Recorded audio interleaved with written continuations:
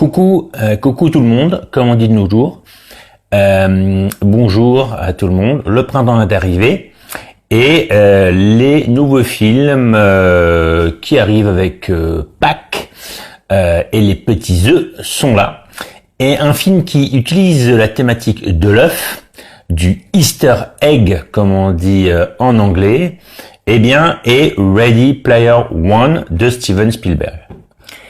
Alors, c'est un film qui utilise le Easter egg dans le sens où on l'utilise de nos jours dans les films de super-héros ou dans les jeux vidéo, c'est-à-dire c'est ces petites choses qu'il faut trouver pour s'émerveiller.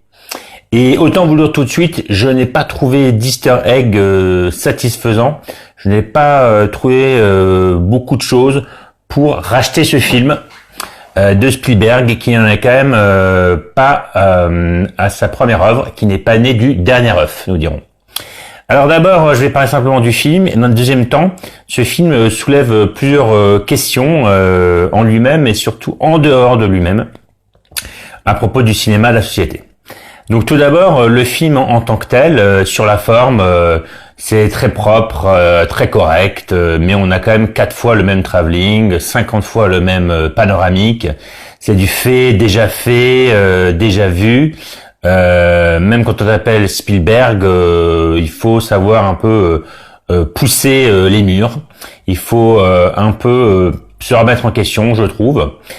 Ensuite, les acteurs, c'est affreux. À part Simon Pegg 2 minutes, même Mark Rylance, c'est vraiment leur recomposition à 2 francs, 2 euros de nos jours, comme quoi ça a augmenté.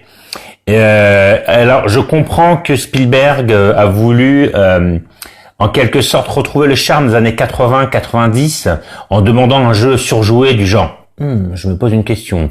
Oh, j'ai peur. Mais à vouloir trop en faire, on a l'impression d'être dans les Goonies qui sont chers au cœur de beaucoup de personnes, mais qui sont objectivement pas un bon film. Voilà, donc on a une ambiance un peu Goonies au niveau jeu d'acteur, donc c'est pas super. La réalisation est correcte mais sans plus. Et alors la musique, elle aussi veut rappeler le bon vieux temps des années 80-90, c'est les films comme les Goonies, et nous propose une musique très plan-plan qui souligne de manière vraiment assez lourde. Elle souligne tout au Stabilo Boss, quoi, en jaune fluo. C'est vraiment quand il y a les scènes d'amour, ce genre de truc. C'est que de la romance adolescente, donc ça a pour but peut-être de toucher les adolescents, mais pas que, parce qu'il y a beaucoup de références à ce qu'on appelle maintenant la pop culture ou culture pop en français, culture populaire. Et le film joue là-dessus, mais finalement il ne joue que là-dessus. Il n'a pas de qualité propre. C'est-à-dire que le film se rattrape par une chose, c'est les effets spéciaux qui sont de toute beauté, mais à la fin l'avalanche d'effets spéciaux de référence tue le propos qui est assez vain, un scénario qui est assez classique, qui suit vraiment les étapes de base du scénario qui est fait pour fonctionner, à savoir on présente le personnage, on présente la situation, il rencontre un faux adversaire qui viendra son allié et même son intérêt amoureux, entre-temps on rencontre le vrai adversaire et son vrai allié, etc. Vous pouvez vous référer au livre de John Truby là-dessus, et vous verrez que Spielberg et son scénariste ont été de très bons élèves. Mais malheureusement, ça donne un film tout à fait caricatural. Alors ça ouvre d'autres questions, comme je disais au départ. Et on va donner un exemple dans le film, donc c'est mini spoiler, c'est au tout début. Donc tout de suite, on nous montre que ce film va être ultra référentiel, on fait référence à tout. Jurassic Park, donc Spielberg fait référence à lui-même, mais là-dessus il reste humble, c'est quand même un gars fan de cinéma, donc il se fait une seule référence à lui-même, je pense, une ou deux. Mais on voit du King Kong, on voit beaucoup de trucs très connus, la DeLorean de Retour vers le futur, etc.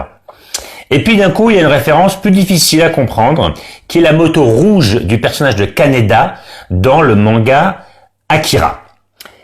Et au moment où je me suis dit, ah tiens, une référence difficile à capter, d'un coup, un personnage nous en informe, il décrit la moto, il dit que c'est celle de Kaneda, il dit que ça vient d'Akira, et le charme est rompu.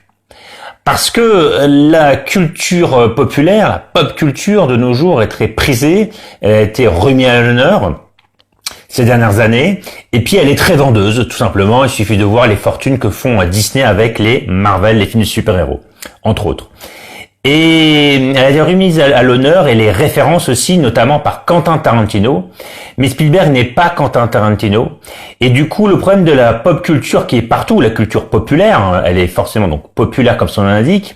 Paradoxalement, dans un film, elle ne doit pas être trop populaire. Elle doit plus rester, à mon sens, dans l'entre-soi des geeks, dans les experts qui connaissent les références. Et si on ne repère pas la référence, ce n'est pas grave. Ça ne veut pas dire qu'on comprend rien. Ça veut simplement dire qu'on n'a pas la référence et on doit pouvoir voir le film sans la comprendre. Pour moi, ça contribue au respect du public quelque part. Mais sans aller jusque-là, c'est vrai que on nous tient par la main. Dès qu'il y a une référence un peu compliquée, eh bien, un personnage vient nous la citer, vient nous la décrire, vient nous aider. Donc, on est pris pour des enfants. Alors, je sais bien que le film a l'air d'être destiné à des adolescents qui peuvent admirer donc cette époque, mais évidemment, en sous-texte, il est destiné à nous. C'est-à-dire directement à moi. Alors, ma génération, les gens nés dans les années 70 ou début 80, qui ont connu toutes ces références Mortal Kombat, King Kong, Jurassic Park, Godzilla, les anciens comme les nouveaux, etc., etc., et qui peuvent comprendre toutes les références. Et du coup, quand on nous prend par la main, c'est assez révoltant, j'allais dire. C'est assez ennuyant. On est assez grand, soit on les comprend, soit on les comprend pas, comme je disais. Donc ça, c'est toujours un problème, et c'était le même problème que Tarantino a eu, que j'ai cité tout à l'heure, avec notamment Kill Bill, et que je considère comme un de ses pires films, puisqu'effectivement tout est trop évident. Un film doit se tenir, à mon sens, et au sens de beaucoup de professionnels et de scénaristes, pour lui-même, en lui-même, et il doit avoir un scénario qui peut être compris même par les gens qui n'ont pas les références. Parce que sinon c'est trop facile. Je vous mets un film bourré de références, comme Ready Player One. Je fais pas vraiment de scénario, un peu comme Ready Player One. Et puis tout le monde va dire c'est génial. Et c'est un peu ce qui se passe en ce moment. Je comprends les raisons profondes. Elles sont purement émotionnelles. Steven Spielberg est un réalisateur qui est très défendu, bec et ongles, jusqu'aux insultes, jusqu'à la rage par certains fans et critiques. C'est le réalisateur qui suscite toutes les émotions. Je vais peut-être en citer avec cette critique pour ceux qui me verront, mais en tout cas, non, là, Spielberg rejoint donc une deuxième problématique que je vais développer maintenant. C'est celle des réalisateurs américains et parfois britanniques. On pourrait penser à Terrence Malick, De Palma, Scorsese et pour les Britanniques, Ridley Scott. Ces réalisateurs qui en fin de carrière, passé la soixantaine, voire 70 ans, je crois que Spielberg a 71 en ce moment, eh bien, ils sont un peu lessivés, autant que je les aime, autant que leurs œuvres m'ont fasciné, tous ceux que j'ai cités. Eh ben, en fin de carrière, ils sont un peu lessivés. Contrairement à eux, il y a des réalisateurs chinois ou taïwanais comme Hu Cixin, ou japonais, ou même français, à une certaine époque, qui plus ils vieillissent, plus ils produisent un cinéma propre, fin, subtil, intéressant. Dans les japonais, on pourrait penser à Ozu, par exemple. Et les Américains et les Britanniques parfois plongent complètement à partir d'un certain âge. Et ce film est symptomatique de ça pour moi. Les derniers Spielberg aussi étaient moyens. Ça, c'est vraiment une problématique que je m'explique pas, mais que je constate. La dernière chose sur laquelle je vais finir, juste une chose sur la pop culture. Il y a aussi un problème par rapport aux gamers, aux jeux vidéo. Donc j'ai entendu beaucoup de gens dire que le livre dont a été adapté le film est très mauvais. Il a dû faire un succès quand même puisque il a été adapté en film. Bon, soit. Mais personnellement, je connais des gens qui sont vraiment des gamers, qui jouent tout le temps et qui ont presque 40 ans et qui jouent à certains jeux dont le film fait référence, comme Halo. Donc c'est une référence un peu plus complexe pour le grand public à comprendre, mais on la voit que 2 secondes. Et ces personnes-là, je peux vous dire qu'ils vont bien rigoler parce que il y a 2-3 petites énigmes pour les personnages qui sont des joueurs dans le film, qui sont des choses qu'on trouverait très facilement en étant un grand gamer. Donc si le personnage principal est un aussi bon joueur de jeux vidéo que le film veut bien le prétendre, il y a beaucoup de choses qu'il aura trouvé tout seul tout de suite. Et rapidement, et il ne sera pas tel seul. Donc ça, par rapport à la réalité du monde du gamer, du monde du jeu vidéo, ça me paraît totalement insensé. Dernière problématique, donc un peu hors film, mais que le film m'a inspiré, c'est celle de l'adolescence, et de l'adolescence qui de nos jours est sans cesse repoussée, selon des études d'ailleurs nord-américaines. Justement, on se refait pas. Et l'adolescence s'arrêterait maintenant à 24 ans.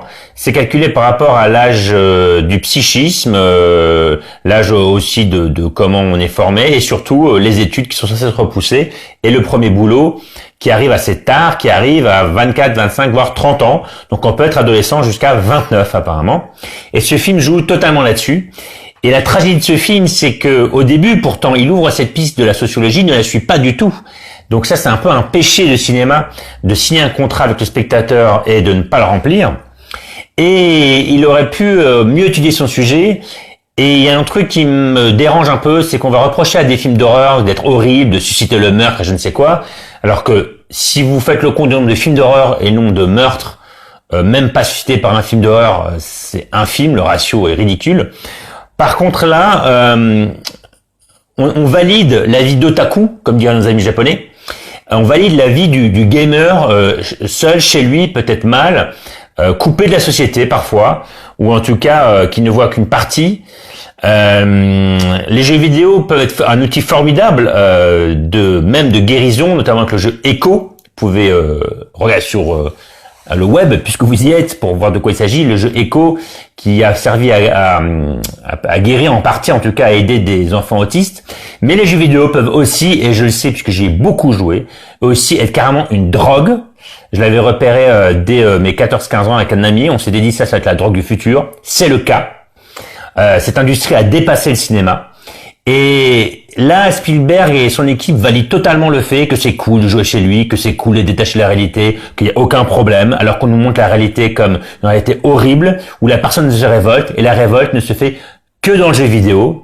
Et il est difficile de croire qu'un jeu vidéo qui est virtuel puisse avoir autant d'impact de la réalité, même dans le futur, même d'ici 50 ans. Il y a forcément d'autres problématiques beaucoup plus réelles, sachant qu'en plus la morale du film, au final, c'est de dire la vie réelle, c'est quand même super, il faut pas trop jouer aux jeux vidéo. Sauf que on gagne par les jeux vidéo pour reprendre cette vie réelle, ce qui n'est pas possible. Ce qui n'est pas possible à l'heure actuelle, et sûrement pas d'ici 50 ans, puisque tout ça dépendra, sauf si on trouve de l'énergie infinie, sait-on jamais, on parle d'énergie torus par exemple, eh bien ce ne sera pas possible, il suffit de débrancher pour que tout s'arrête. Débrancher la prise, comme n'importe quel appareil électrique. S'il y avait une catastrophe, par exemple des catastrophes nucléaires ou électromagnétiques, tout s'arrête aussi. Bon. Donc bon, les choses peuvent être protégées de différentes manières, mais voilà. Et ça, c'est pas abordé. On demande pas que tout soit abordé. Le problème, c'est qu'on nous suggère un côté social du film qui n'est vu que par le prisme de jeux vidéo. Alors ça doit être une métaphore. Elle est très simpliste et du coup j'ai eu beaucoup de mal à m'attacher au personnage et à m'intéresser à quoi que ce soit. Donc c'était un ennui constant et franchement c'est rare, mais j'ai failli sortir de la salle. Voilà, donc je ne conseille pas Ready Player One. Allez plutôt voir Black Panther qui est toujours à l'affiche si vous voulez voir un blockbuster. Je vous dis à la prochaine sur Fin de séance et bise.